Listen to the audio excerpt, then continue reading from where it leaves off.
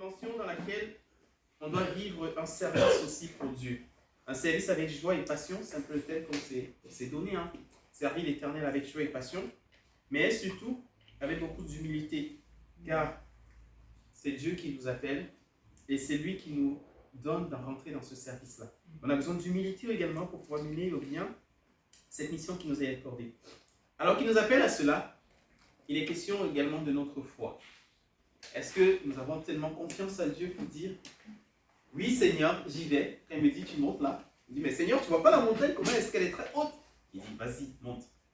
Je dis « Non mais Seigneur, je vais m'arrêter en chemin parce que c'est fort ».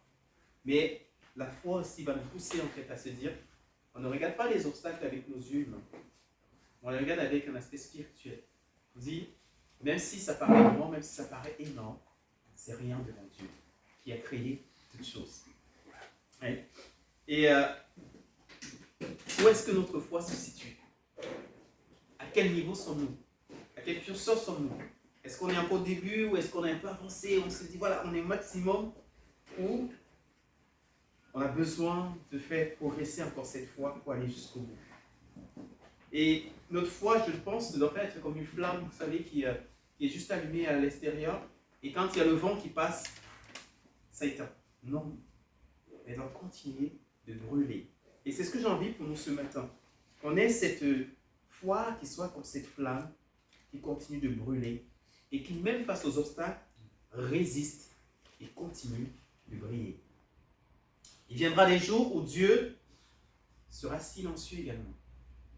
On aura l'impression qu'il n'est pas là, qu'il ne nous écoute plus, qu'il n'agit plus.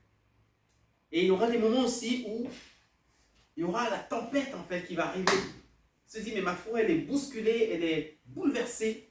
On se dit, mais Seigneur, est-ce que tu es encore là? Et surtout quand je sens le silence de Dieu. Mais à quel point vas-tu t'aimer lorsque ces temps arriveront? Alors, le thème de ce matin, il est affiché, hein? Une foi qui triomphe malgré les obstacles. Une foi qui triomphe. On va lire dans Matthieu chapitre 15, verset 21. Une histoire que vous connaissez certainement très bien. Et je pense que Dieu va nous donner encore un angle nouveau, hein, lorsqu'on va l'étudier. Je dis personnellement ce que moi je pense que je n'ai jamais prêché sur ce texte. Que c'est la toute première fois. Mais c'est pas la première fois que je le lis, mais je découvrais encore d'autres aspects vraiment extraordinaires. Je me dis, mais Seigneur, tu es tellement merveilleux. Et je crois qu'il veut nous bénir ce matin. Amen. Matthieu 15, verset 21. Puis Jésus partit de là et s'en alla dans le territoire de Tyr et de Sidon. Une femme cananéenne qui vivait dans cette région vint à lui et s'écria, « Maître, fils de David, aie pitié de moi. Ma fille est tourmentée par un esprit mauvais. Elle va très mal. » Mais Jésus ne répondit pas un mot. Silence.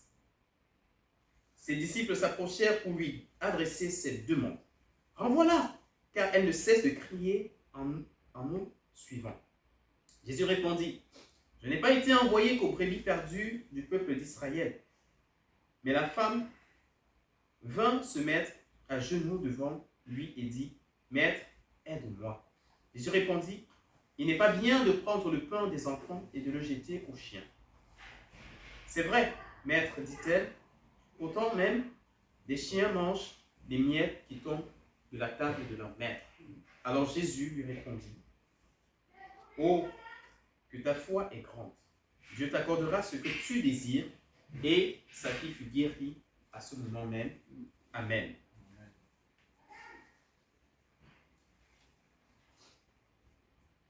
Mon premier point, c'est le silence de Dieu n'est pas un non. Si Dieu est silencieux, c'est pas parce qu'il nous répond non. Dimanche dernier, alors que nous annoncions du coup notre temps de jeûne et prière, le groupe de mots qui a attiré notre attention, c'est « avant toute chose ». Ça, c'était le titre du message de dimanche dernier. Avant toute chose, qu'est-ce que je veux faire? Qu'est-ce que je mets en priorité dans ma vie?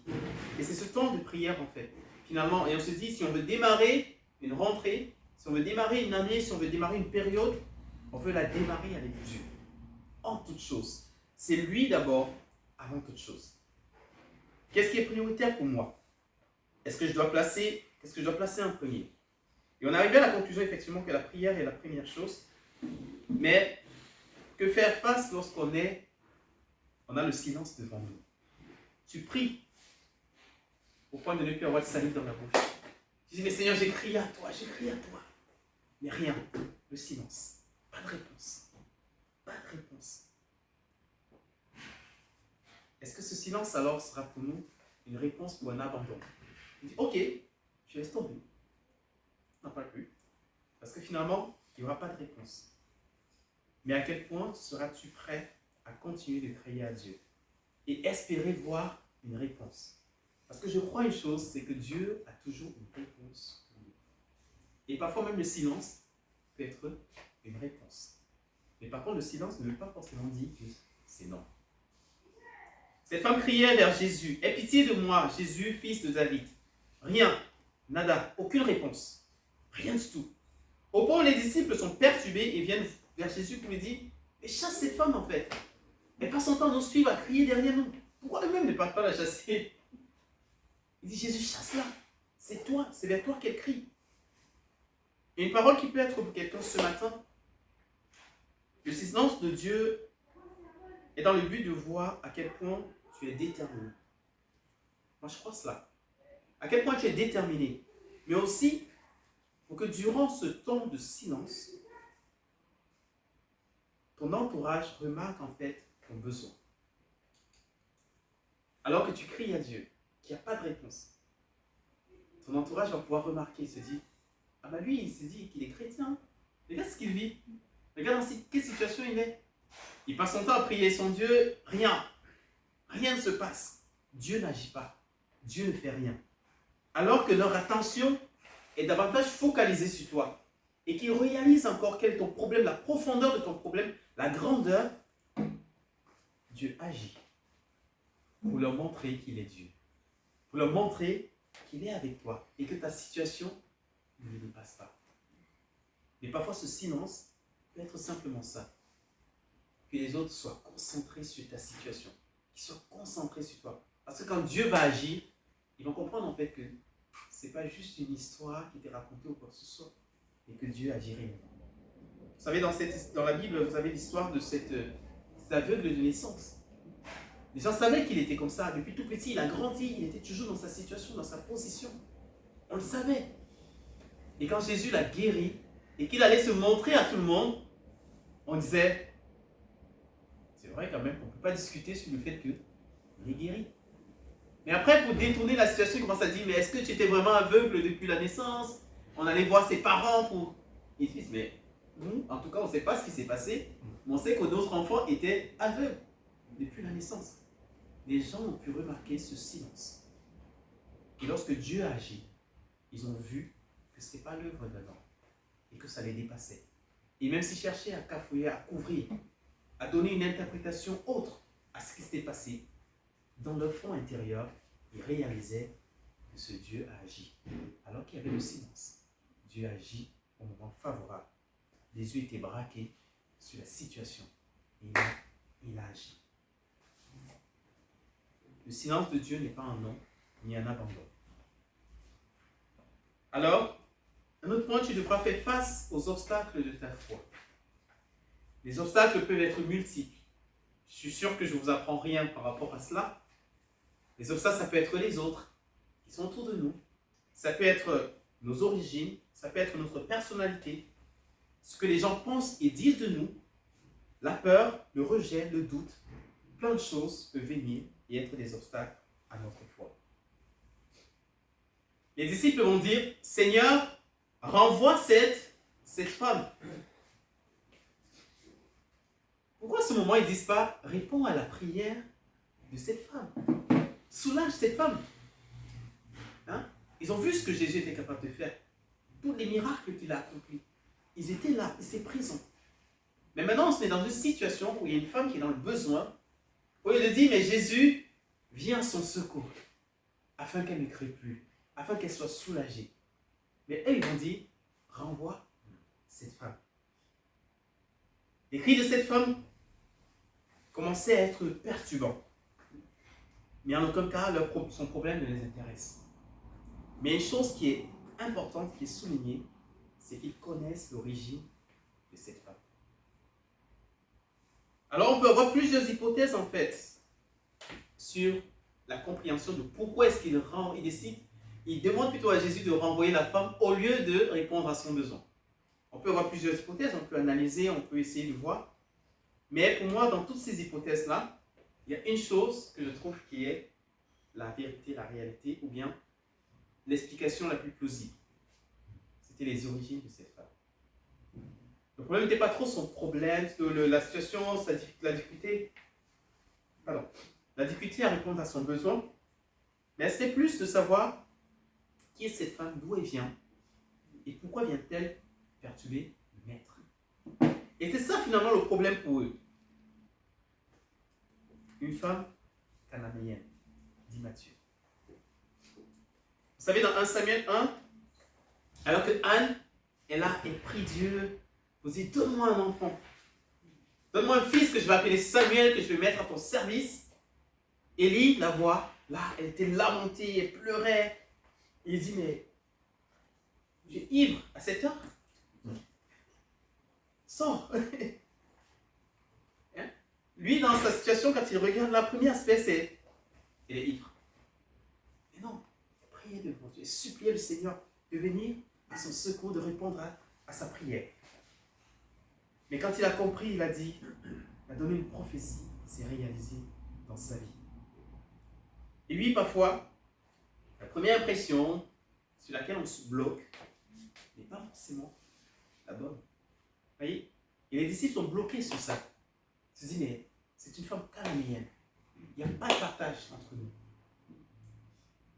Et la réponse de Jésus va être également très violente, en fait. Parce qu'il dit, mais j'ai été envoyé pour les brebis perdues de la maison d'Israël. Je suis venu pour les Israélites. Je suis venu pour eux. Donc, en gros, cananéenne, c'est pas pour toi que je suis là. Vous voyez? Et ce qui vient confirmer en fait mon analyse sur le fait que c'était ça son problème. C'était ça le problème pour répondre à sa question. C'était, pour répondre à son problème, c'était ses origines. Alors qu'elle insiste, Jésus va aller plus loin en disant, il n'est pas bon de prendre le pain des enfants, les donner aux petits chiens. Dans d'autres versions, là, la version qu'on a lue là, c'est aux chiens. D'autres versions, c'est même petit chien. Donc, c'est-à-dire même pas chien, petit chien en fait. C'est-à-dire au plus bas encore. Alors, on fait un arrêt sur l'image. Qui sont les enfants? C'est quoi le pain? Qui représente les petits chiens? En gros, les disciples, les juifs et tout, sont les enfants. Les pains, ça peut être des bénédictions, ça peut être tout ça, guérison, se répondre à son besoin. Et les petits chiens, finalement, c'est des non-juifs. Du coup, c'est cananéen en fait. Alors, Jésus serait-il en train de mépriser cette femme? Serait-il en train de mépriser sa demande? Alors qu'on dit de lui quelqu'un de rempli d'amour, quelqu'un qui accueille, quelqu'un qui reçoit, quelqu'un qui embrasse. Alors ces paroles prises à la lettre seraient contradictoires en la personne de Jésus. Et ce qu'on dit parfois peut être sujet de nouvelles interprétations. Et parfois quand on rentre dans le contexte en fait, on peut mal interpréter et fait dire à la parole, dire à la Bible ce qu'elle ne dit pas du tout. Ou dire à quelqu'un, fait dire à quelqu'un ce qu'il ne dit pas du tout. Et encore, je ne vais pas passer sur les petits scandales qui sont actuels. Mais voilà pour dire, on peut déformer la compréhension. L'hypothèse, effectivement, qu'il y ait une interprétation à ces paroles est à considérer. Il y a deux évangiles uniquement qui parlent de cette histoire. C'est Matthieu qu'on vient de lire, et le deuxième, c'est Marc. Matthieu, il s'adresse à qui? Aux Juifs principalement. On le dit, le Messie que vous attendez, c'est lui qui est venu. C'est Jésus.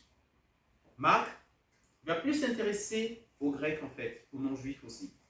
Pour leur dire qui est Jésus, qui est le Messie. Alors ce même texte, on va le retrouver dans Marc 7, verset 24. Et encore, c'est plus intéressant, ou bien du moins, il souligne un aspect aussi que, sur lequel Matthieu ne va pas aller. Hein. Il dit, au verset 26, donc Marc 7, verset 26, il dit « Cette femme était grecque, sino-phénicienne d'origine. » Donc, il nous dit plus loin, elle est grecque en fait, la dame. Mais Matthieu va dire, elle est cananéenne. Il n'y a pas de contradiction, ne vous inquiétez pas. Alors que Matthieu l'identifie comme une cananéenne, Marc la présente comme étant une grecque d'origine syro-phénicienne. Dans les deux cas, on comprend qu'il s'agit du non-juif en fait. Dans les deux cas. Et donc, une païenne non digne de se présenter devant le Seigneur, de se présenter devant Jésus, et encore moins qu'il considère en fait sa demande. Alors, on va faire un peu d'histoire. Mieux comprendre. Les Cananéens sont considérés en fait comme les anciens habitants de la terre de Canaan, qui était la terre promise en fait, qu'ils ont reçue. On se rappelle dans l'Ancien Testament. Et ils sont souvent considérés comme le peuple païen qui est opposé à Israël, avec l'idolâtrie, les cultes de Baal. Et à l'époque de Jésus, le terme cananéen n'était plus d'usage courant en fait, parce que c'est quelque chose qui était passé. Donc on ne parlait plus vraiment des Cananéens, parce que ce peuple avait été absorbé par d'autres cultures. Il y a eu un mélange, il y a eu une évolution, tout ce qu'on veut. Et l'évangile de Matthieu l'emploie probablement pour rappeler l'arrière-plan biblique aussi. Pour dire, c'est une cananéenne, c'est une non-juive, c'est une païenne. Il n'y a pas de relation entre juif et païen. Elle n'est pas du peuple choisi. Une étrangère. Venant d'un peuple considéré comme impur, mais pas seulement, si on se limite à cela, parce qu'il y a un lien aussi avec l'approche que Marc va donner. Marc précise que cette femme était donc syro-phénicienne, donc grecque aussi. Donc, la Phénicie, en fait, c'est une région considérée comme l'actuel Liban, en fait, si on regarde bien. Et son administration était sous la Syrie romaine. Et c'était considéré également comme des Grecs, c'est-à-dire qu'ils parlaient le grec, en fait. Ils avaient une culture grecque et probablement citoyenne. On considère également comme étant des païens. L'idée est la même, en fait. Elle n'est pas juive. Et quand on regarde donc dans l'histoire, les Cananéens sont les ancêtres des Phéniciens. Oui. Donc, Matthieu la présente effectivement comme une Cananéenne, parce qu'il renvoie en fait à l'origine, à l'histoire qu'on dit, c'est pas un peuple qui craint Dieu. Ce sont des païens, c'est un peuple, ce sont des non-juifs. Il repart à l'origine même. Et Marc va le présenter dans l'état actuel. Vous dit, c'est une grecque phénicienne, syro-phénicienne, pour dire actuellement descendant des Cananéens. Donc on voit que Matthieu, en fait, il est très strict en fait, dès le début. Quand il dit, je ne vais même pas aller plus loin pour regarder déjà actuel, c'est quel peuple, mais je vais aller très loin en fait pour dire, ce peuple déjà, rappelle-toi, ils sont ennemis de Dieu. Ils sont ennemis du peuple d'Israël. Et on dit que Jésus est à Tyr et Sidon. En fait, les Phéniciens sont les habitants de la côte méditerranéenne, en fait, correspondant du coup à l'actuel Liban. Et les deux villes principales, en fait, Tyr et Sidon faisaient partie des deux villes principales, des villes principales. Il y en avait, je crois, quatre villes principales. Et Tyr et Sidon, justement, fait partie de ces villes-là. Donc, on voit Jésus qui est présent, en fait, dans leur ville, dans leur territoire. Donc, Jésus vient à leur portée. Et là, elle vient pour voir Jésus en disant, aie pitié de moi, viens me secourir. Quand elle voit Jésus passer. Donc, elle n'est même pas en Israël, en fait, pour dire, voilà, elle a entendu parler de ce Jésus, elle a vu des choses qu'il a réalisées, mais elle est dans son territoire, elle a entendu parler de ce Jésus, elle sait que Jésus peut répondre à son besoin. Donc, cananéenne, dans Matthieu, c'est la même en tout cas, quand Marc va la présenter. En effet, d'une part, on met en avant cette idée qu'il soit venu pour les Juifs, et d'autre part, l'idée qu'on a aussi, et qu'on peut voir, c'est que Jésus n'est pas venu que pour les Juifs. Il est également venu pour tous ceux qui sont autour. Parce que le salut n'est pas réservé à une catégorie de personnes, mais c'est ouvert à tous. Et Jésus va le montrer également. Moi, je pense que Jésus est là pour leur apprendre une leçon. Pour leur montrer la foi des personnes chez qui il n'était même pas. En fait, c'est-à-dire, il est juif, il est avec eux. Mais là, il va leur démontrer comment cette foi est tellement grande dans ces peuples qu'on considère en fait comme étant rejetés. Alors, je pense que Jésus utilise un peu d'humour aussi. Et quand il va dire plus haut, c'est « je suis venu pour les Juifs hein? ». Je ne peux pas prendre le pain des enfants pour donner aux chiens. Et moi, je crois que quand Jésus l'a dit, il a simplement dit plus haut ce que les disciples se disaient à l'intérieur. Ou que les Juifs disaient même à l'intérieur. Parce que quand il dit « chasse cette femme », Jésus a gardé le silence au départ. Il a laissé en fait qu'ils réagissent. Il a vu leur réaction. Chasse cette femme. Et Jésus dit, ok, je suis venu pour les Juifs. Et parce que Matthieu le dit, c'est une Cananéenne. Chasse-la. Elle n'a pas de partage avec nous. On n'a rien à lui donner. Elle ne mérite rien de tout ça. Jésus dit, ok, allons-y. On va prendre une leçon aujourd'hui. Je ne suis pas venu. Je suis venu pour les Juifs. C'est normal, je suis Cananéenne. Ok. Le pain des enfants, c'est pour les enfants. Je ne peux pas te donner un partage, ce qui était réservé pour les autres. Et c'est ce qu'ils pensaient intérieurement. C'est pourquoi ils ne se sont pas intéressés à son problème, ni à sa situation. Elle n'est pas des nôtres. Elle ne mérite pas. Elle n'a aucun cadeau qui doit lui être accordé. Et Jésus relève cela. Et ils sont bien d'accord. Parce que c'est le fond de leur pensée. Et un petit retour en arrière. Quand on lit le début du verset, il nous dit quoi? Jésus étant parti de là. D'où est-il parti? D'où est-il parti en fait? Pour être là à ce moment-là. Et il faut monter en fait plus haut dans le chapitre, et même dans le chapitre précédent, pour comprendre en fait d'où venait Jésus. Et quand on regardait dans le verset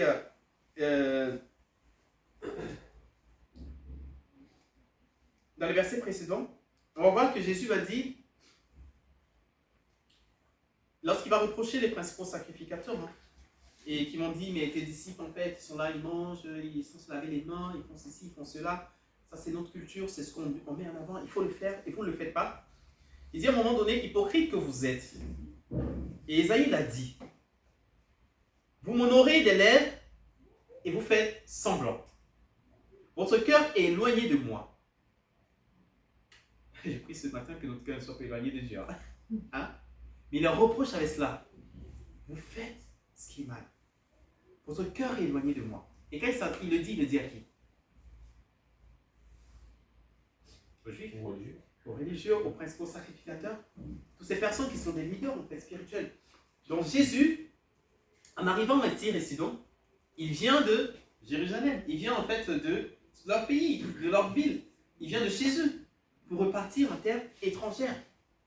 Et là, on voit un contraste en fait dans les choses. À un moment donné, il leur dit là-bas, mais hypocrite, vous ne faites pas ce qu'il faut faire.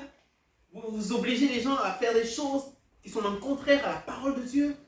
Hein? Manger sans s'être lavé les mains, ce n'est pas ça qui nous souille. Mais c'est ce qui sort de nous qui nous souille en fait. Vous ne l'avez pas compris encore. Et là, ses disciples ont vécu ça, alors qu'il est très hypocrite. Et là, il dit, les gars, on y va à Tyr et Sidon. Femme cananéenne qui vient. Jésus, aie pitié de moi. Mais tu n'es pas juive. Je ne peux pas te donner. Ok, cananéenne, étrangère, ok. Mais Jésus, secours-moi. Le pain, ce n'est pas pour toi. Elle a dit, même si les miettes tombent, les chiens peuvent récupérer. Vous voyez sa foi? La dimension, la différence. Et je crois que Jésus a amené ses disciples à cet endroit pour qu'ils aient une leçon. Pour qu'ils comprennent en fait ce que les autres sont en train de rejeter. Combien d'autres sont en train de l'accueillir, de le recevoir. Et ça doit être notre part. Se dire, mais Seigneur, je ne veux pas être à table. Et me dire, je suis enfant, j'ai tout, je me contente de cela, alors qu'il y a bien plus à vivre. Et que d'autres sont en train de dire, les miettes là, moi je les veux. Les miettes là, je les veux. Alors tout récemment, on était au refuge, en août. Et au refuge, il y a un petit chien, je ne sais pas ceux qui sont y allés, on l'appelle Opti, le chien de Nénette. Et il est toujours là, il gambarde un peu partout, c'est un peu... vous ne le direz pas, hein, c'est un peu comme la mascotte en fait du refuge, mais bon. Mais elle aime bien, il est adorable ce petit chien. Moi j'ai pas les animaux, mais franchement il est adorable. Il est adorable. Bon, j'ai un peu des allergies aussi, c'est mon excuse. Mais ça va, ça se passe très très bien avec lui. Et alors qu'on était au refuge, il passait tout le temps au pied de la chaise en fait de Priska, notre fille. Vous imaginez pourquoi? Il avait plein de choses à manger. Tous les miels là qui tombaient et tout, il était là, il se regardait. Et elle avait constaté, donc du coup, à chaque fois qu'on allait à table, au petit venait, et il se mettait au pied de la chaise de Priska. Et elle était contente parce que du coup, elle lui balançait des choses. Et ça a été la même chose en fait pour Charlotte, quand elle n'est pas là, comme ça je peux le dire. Alors, quand elle était petite, en fait, elle ne mangeait pas. Je crois qu'elle vous l'a déjà certainement raconté à 7 ans. Elle ne mangeait pas du tout. Donc elle était très maigre comme ça. Un jour, en fait, il y a eu un vent qui est passé et tout. Ça a emporté Charlotte. Hein. Ça l'a projeté à un autre endroit quand elle était petite. Je vous dis qu'elle était maigre, en fait, elle ne mangeait pas tout ce qui était gras, elle ne voulait pas du tout. Et du coup, elle n'aimait rien. Elle n'aimait rien. Et ses parents, la philosophie, je crois que c'est tout ce que les parents appliquent, hein, c'est que tu ne sors pas de table tant que tu n'as pas fini ton repas. Donc c'était ça. Un jour, elle est restée, je crois, jusqu'à 17h. Parce qu'elle ne sais pas qu'ils sont pas une lève, toi tu m'élèves. Bon. Donc du coup, entre-temps, elle avait trouvé une astuce qui fonctionnait très très bien. C'est qu'ils avaient un chien à la maison. Et à chaque fois, bon, le chien, il avait compris en fait, comme si il venait au pied de la chaise de Charlotte. Et Charlotte, discrètement, elle prenait des trucs, elle le foutait parfait. Et le chien était là, il se régalait. Et à chaque fois, il était là. Et les parents n'avaient rien compris du tout. Ils n'avaient rien compris du tout. Et le chien, il avait compris. Et il savait où se placer pour récupérer. En fait, être à la table, ce n'est pas suffisant. Mais j'ai envie de dire, ce matin, on peut copier l'exemple de finalement ces petits chiens-là, qui se disent, c'est si important ce plat, que même si c'est les miettes, je veux l'avoir. Je veux goûter, même si c'est l'huile, je veux goûter. Parce que je sais que ça me suffira. Ça me suffira. Et cette femme même, vous savez, c'est comme cette autre femme qui vient qui dit, mais tu n'as même pas besoin de venir chez moi. Et même cet homme qui dit, mais tu n'as pas besoin de venir chez moi. Tu dis seulement un mot. Mon serviteur sera guéri. Jésus, je ne veux pas le plat. Je veux les miettes seulement. Ça me suffit. Et je suis sûr que ça va agir. Et ça va réaliser ce pourquoi ça va le faire.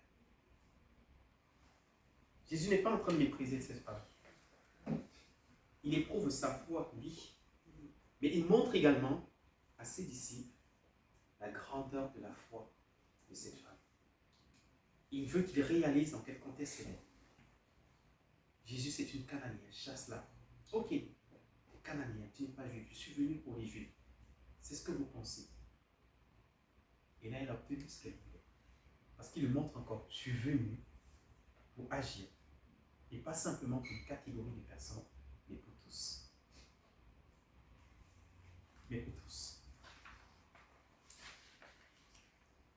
Et parfois, on peut stigmatiser, on peut penser que certains ne méritent pas la grâce de Dieu. Ils ne sont pas assez bien, ils ne sont pas assez bons. Non. Mais oui, c'est la grâce de Dieu. Il se dit, oui, mais il a fait tout le mal toute sa vie. Et comment se fait-il que sur son lit de mort, il confesse Jésus, il est sauvé? C'est injuste. C'est injuste. Avec tout le mal qu'il a fait. Même nous, ce qu'on a reçu, c'est injuste. C'est injuste en fait. Parce que même si on a menti, même si on a volé, même si on a trahi, même si on a fait quoi que ce soit, c'est injuste que cette grâce nous soit accordée. Oui, elle est injuste. Mais Dieu nous a aimés. Au point où il dit, je ne veux pas que tu te perdes, je ne veux pas que tu sois loin de moi. Mais cet amour-là, je veux le déverser dans ton cœur. Cette grâce-là, je veux te l'accorder. Tu ne vas rien faire pour mériter, mais je te l'accorde. Tu es cananéen, oui, tu ne mérites pas. Mais je te l'accorde. Je te l'accorde. Ta foi d'être victorieuse, alors que tu passeras par ces étapes-là. Ta foi d'être victorieuse, parce que tu sais en qui tu as cru. Cette femme connaît sa situation. Sa position, elle accepte en fait. Et jamais elle a dit, pourquoi je suis cananéen, je ne mérite pas. Elle a dit, oui, je suis cananéen. Oui, je ne suis pas juif, je ne mérite pas ça. Mais Jésus, je veux me contenter des miettes. Je ne veux pas une part grande haute. Je veux me contenter des miettes. Je veux persévérer. Je suis conscient que Jésus peut me donner gain à ma demande. Il peut répondre à ma demande. Et j'ai envie de dire ce matin, ne sois pas l'enfant qui est assis à table et qui n'est pas conscient de la grâce qui est la sienne et qui s'en vante. Mais sois comme ce petit chien qui dit, j'attends les miettes. Et alors si je suis à table, c'est le régal en fait. Et vous imaginez que ce chien qui est là, qui essaie de ramasser, qui attend en fait qu'à chaque fois on lance un petit morceau qu'il prenne. Si on lui dit, bon, maintenant tu as une place à la table, il ne va même pas attendre qu'on sert dans son assiette. Hein. Il va aller direct en fait dans le grand plat là pour dire, allons les gars, moi je dévore là tout de suite. Hein. Parce qu'il réalise en fait que c'est tellement bon, c'est tellement important. Mais comme nous on en a eu tout le temps, qu'on se dit, ah c'est bon, oh on prend des pâtes, oh là là là là là là. Les moments changent pour autre chose. Chaque jour les pâtes. Pâtes au beurre aujourd'hui, demain pâtes à la crème, et après pâtes bolo, toujours les pâtes. Prends-toi conscience, prends conscience de la grâce qui est accordée. Il y en a qui cherchent les pâtes là, ils ne trouvent pas. Il y en a qui cherchent ce peu là, ils ne trouvent pas en fait. Mais on a besoin de réaliser ce qu'on a reçu, ce qui nous est accordé. Et se dit, Seigneur, je veux chérir ce que tu me donnes. Je veux le garder contre mon cœur. Je veux le préserver. Et se dire, Seigneur, les miettes me suffisent, car je crois que tu n'as pas besoin de te déplacer chez moi pour agir. Dis seulement un mot et ma situation va changer.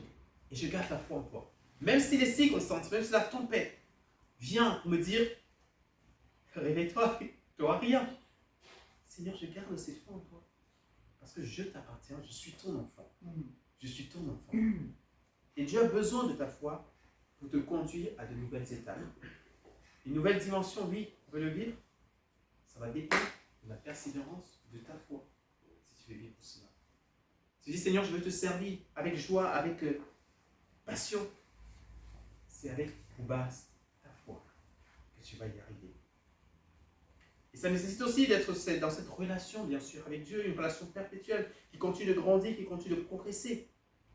Mais à quel point es-tu déterminé pour Dieu? Jusqu'où es-tu prêt à aller? En restant dans le cadre, bien sûr, biblique.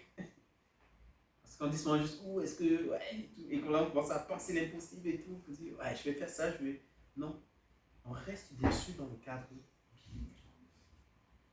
Alors une parole que vous connaissez certainement, c'est ton attitude qui déterminera ton altitude.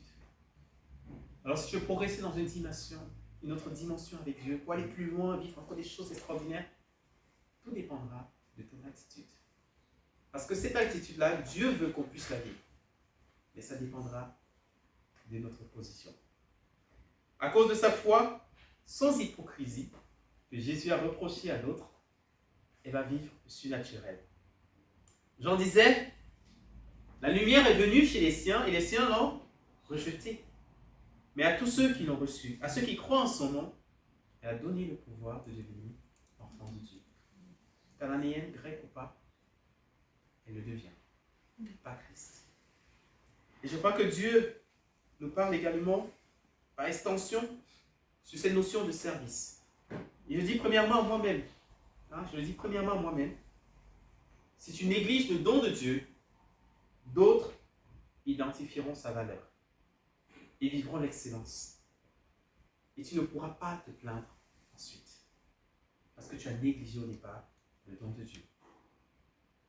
Apprécie ce qu'il donne, ce qu'il met en lui. Considère le don de Dieu. Mets en lui ta confiance. Et même si tu fais face au silence par rapport aux situations que tu vis, même si tu as l'impression d'être bloqué, et que partout, et que les portes se ferment, prends les miettes qui sont là. Prends les miettes qu'on te dit que tu as, oui, considère-les et serre-les contre ton cœur. Fais confiance en celui en qui tu as cru. Ne te contente pas d'être assis à table, mais prouve-le par ta foi. Alors une foi qui triomphe malgré les obstacles. Une foi qui triomphe. On va prier. Alors merci Seigneur encore pour ta grâce et ta fidélité et ton amour. Merci Seigneur parce que tu nous bénis au travers de ta parole Seigneur. C'est tellement merveilleux quand on la lit et on se lasse pas Seigneur Jésus. Ces belles paroles Père qui nous sont adressées, qui peuvent être parfois Seigneur un peu dures aussi pour nous recadrer, nous ramener Seigneur sur le droit chemin. Parce que tu nous aimes tellement que tu ne veux pas nous perdre. Tu nous aimes tellement Seigneur que tu veux notre bien. Et Seigneur tu es prêt à tout. Car tu as donné ta vie afin que nous puissions rentrer, Seigneur Dieu, dans cette famille, en Christ.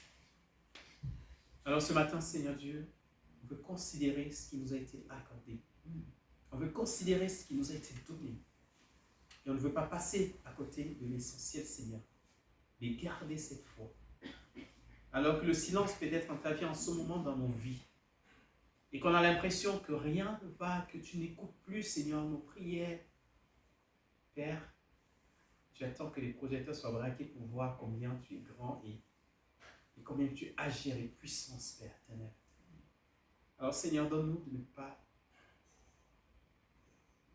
abandonner, de ne pas nous inquiéter, de ne pas prendre peur, Seigneur, de ne pas lâcher, Seigneur, ta main. Et Seigneur, même dans le silence, continue d'attendre et d'espérer en toi.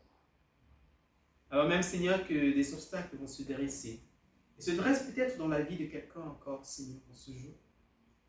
Père, je prie que cette foi ne puisse pas s'éteindre. Ô Seigneur, même si le vent souffle, et souffle encore plus fort, que les oppositions sont là, Père éternel, je prie que cette foi soit préservée. Que cette flamme soit préservée, Seigneur Jésus. Oui, Seigneur, nous voulons rester connectés à toi. Et croire, Seigneur Dieu, que tu sais toutes choses, que tu prépares toutes choses pour nous, que tu nous réserves le meilleur. Alléluia. Oui, Seigneur, parce que ta lumière est venue pour nous éclairer tous. Elle est venue jusqu'à nous. Alors qu'on ne le méritait pas. Non, on ne le méritait pas du tout. Et tu es venu jusqu'à nous. Comme tu es venu jusqu'à Tyr et Sidon pour rencontrer cette femme, Seigneur. Alors, Seigneur, c'est une rencontre que tu veux avoir avec nous. On veut la saisir, Seigneur Jésus. On veut être accroché à toi. On ne veut pas abandonner, Seigneur Dieu, cette foi qui nous nourrit et qui, Seigneur Dieu, est tout ce dont on a besoin. Non. On veut continuer de te suivre et d'avancer et surtout réaliser la grâce qui nous est accordée.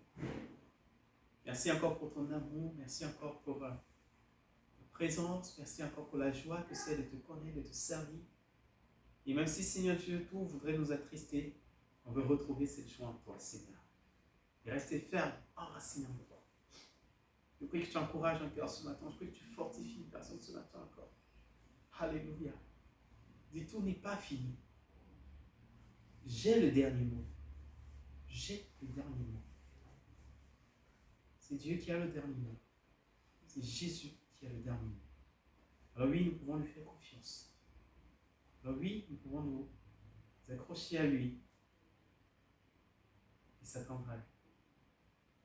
Père, et pour ce que tu nous réserves aussi, non seulement dans notre vie personnelle, dans notre vie familiale, mais aussi communautaire, Père, nous voulons le vivre avec toi. Que toute la gloire te revienne. Au nom de Jésus.